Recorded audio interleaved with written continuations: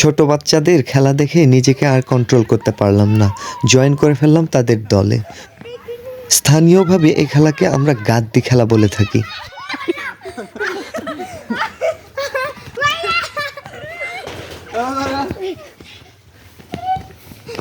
প্রথমে দাগ কেটে সারি সারি ঘর তৈরি করে নিতে হয় খেলার জন্য।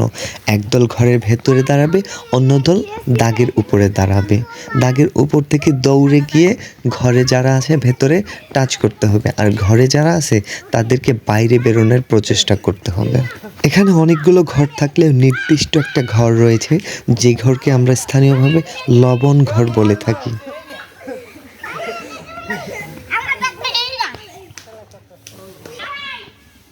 এই খেলা এমন এক খেলা, এই খেলার মজা যদি আপনি একবার পেয়ে যান আপনার বারবার খেলতে ইচ্ছে করবে।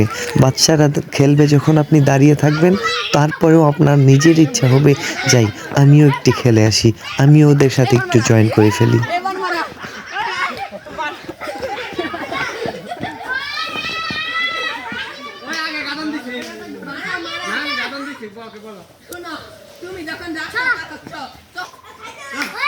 তবে সাবধান, এই খেলা খেলতে গিয়ে যারা দৌড়ানোর অভ্যাস নেই প্রথম দিন খেলতে গেলে পায়ে হাতে ব্যথা পেতে পারেন, সাবধান।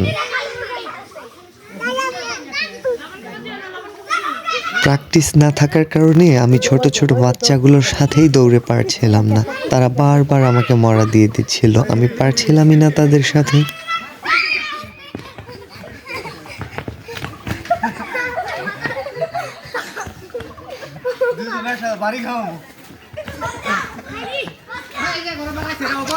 দেখতে থাকুন ছোট বাচ্চাদের সাথে কিভাবে আমরা খেলা উপভোগ করলাম।